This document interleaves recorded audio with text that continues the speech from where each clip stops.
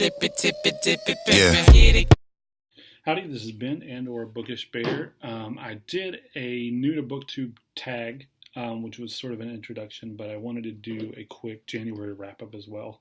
Just also sort of as an introduction to the kind of books that I read and purchase and all that jazz. So I shouldn't say all that jazz and all that. If I continue to do wrap-up videos, I'm probably going to use the same format. So I'm going to start with what I'm currently reading. And I am currently reading the beast of a novel that is Infinite Jest by David Foster Wallace. I've been reading it, like I said in my other video, since probably the third week of January, hoping to finish by mid-February. So February 15th is the date. I'm really enjoying it so far. It's just a lot. It's a lot of tennis and a lot of tennis talk. So there's that. So now I'm going to talk about the couple of books that I finished in January. I was supposed to start Infinite Jest in the beginning of January. I'm reading it kind of with a reading group online, and one of my good friends is also reading it with me. I didn't do that. I started like the second or third week because I read these other books instead. I feel good because I at least finished a couple books in January and I didn't just read Infinite Jest. The first one is Notes of a Crocodile by, let's see how this is going to work best. Notes of a Crocodile by Miaojin, I believe is how you pronounce her name. So this book I got for Christmas and was really, really excited about, so I just read it right away. Q is a Taiwanese lesbian writer who she unfortunately killed herself, and when she was 26, she published this, and then another book that she was published after her death. This book is absolutely beautiful. It's incredible. It was obviously translated. Writing is so good, and I really, really enjoyed it from start to finish. It's one of those books that I will definitely read again, and in fact, I'm planning on reading it again this year at some point. It's about a girl, Lazi, and sort of her circle of friends. She falls in love with this girl, but she's always and constantly pushing everyone away. So it's very kind of dense subject-wise. It also has to do with lots of other queer friends and relationships between different people.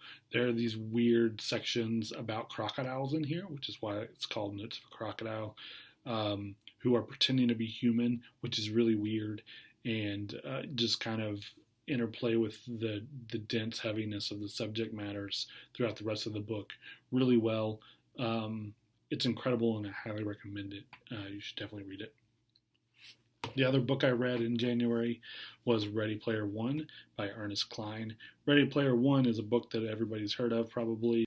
And so I live in Texas. Everyone on the planet has told me to read this book because Ernest Cline lives in Austin. So 80s nostalgia, blah, blah, blah. That's all I knew about it. I wasn't really interested in reading it. To be honest, I thought that it was like a kind of noir-esque murder mystery. I'm not sure why I believe that, but anytime I thought about it, I just thought it was basically Blade Runner with 80s nostalgia mixed in. It's not what it's about. I saw the trailer for the movie, and the premise sounded really cool and interesting, so I decided to just read it because everybody won't shut up about it, and I wanted to see the movie, but I prefer to read books before I see movies. I had it on my shelf forever, and just read it really quick. It's fun. It's a really fun book. It's not my favorite. I would probably read it again. I've been recommending it to people because I know that people would enjoy it because the plot and the premise and the story is so engaging and interesting, and also sort of has a lot to say about what we're doing as a society and where we're going and maybe where we don't want to go. So also last year I read a book called My Life with Bob by Pamela Paul. So Pamela Paul is currently the editor of the New York Times Book Review, which I feel like is as good an introduction for anybody that I've ever heard. Like, she knows her stuff when it comes to books. So she wrote this book called My Life with Bob. So Bob is her book of books, which is a journal that she just writes down every book that she's ever read since I believe she was in her 20s. So it's just sort of this autobiography about her life in reading and what books meant to her throughout different parts of her life, and how those books changed her, and how she chose and chooses her reading based on where she's at in life and what she's doing, and how her book of books, her Bob, became this very personal thing to her. And it's just sort of this idea of, is it something I want to share with other people? Should I let people see this because it's so personal at this point? A reader and you're really into books, you hear that premise and you automatically think and want to start a book of books. So I really recommend this book because, if anything, it's the kind of book that's going to leave you with a huge list of stuff you want to read, which is always great in my opinion. So I decided to start doing something similar this year. I'm going to do kind of a book of books. I'm going to do a breakdown, though, for every month, where I just kind of do what I read, and then at the bottom, kind of what I purchased. I don't know how I'm going to deal with comics, if I want to add those maybe on the other page or something. And hopefully we'll have more stuff in the red column in other months that don't include Infinite Jest. But so that's what I'm going to start doing, and I think that that's going to be fun for me because I'm a nerd. So next, I'm going to talk about the books that I purchased in January. I really need to not be buying books, but I did anyways. So the first one was Last Words from Montmarte. Q Miaojin's other book was published after her death. I'm really excited to read it. It's pretty high on my TBR, and I will probably get to it pretty soon. Really know anything about it or what it's about, and I don't really care at this point. I'm going to read it and then try to track down everything else that she might have published or might have been released from her and translated into English. So stoked about that. The next book that I purchased was this really cool Penguins edition of Edgar Allan Poe. Selected writings. I'm not really sure what's in here. I just thought that the book looked cool. I'm into smaller books. I tend to buy a lot of the smaller paperbacks. They're easier to read, and they're usually pretty inexpensive. Just, I don't have any Edgar Allan Poe for whatever reason. I keep saying Poe, I think, but I know that it's Poe. Just for the record. It's got this creepy drawing of Edgar Allan Poe in the front. It looks like it's got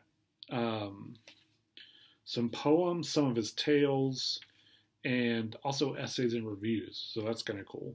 There's one just titled Music. So I'm pretty interested to see what Edgar Allan Poe has to say about music. There's one an essay called The Philosophy of Furniture. So yeah, pretty into this. This kind of is awesome. Way more awesome than I assumed it might be. The next one is, and this is going to mess up because of the shiny. Okay, so If on a Winter's Night, A Traveler by Italo Calvino. I have not read any of his work, but I keep seeing his books, and they look really interested. I'm very, this is the kind of cover that's going to, speak to me and make me want to read it, because it's just a really simple design. I'm into simple, clean design. So I don't know much about this. I don't know much about him. I tend to really enjoy Latin writers, and he is from Cuba, I believe. Yeah, Cuba. And raised in Italy. So I'm excited to get into his work, and then he has a ton of stuff. So of course I'm going to go down that rabbit hole probably if I enjoy it. The last book that I purchased, and there was some kind of drama behind this because I ordered a specific version and then got this one instead from an Amazon shop, and was pretty upset about it. But either way, I want to read the book. So it's Bad Feminist by Roxane Gay. Any of the work, I feel like I really need to fix that.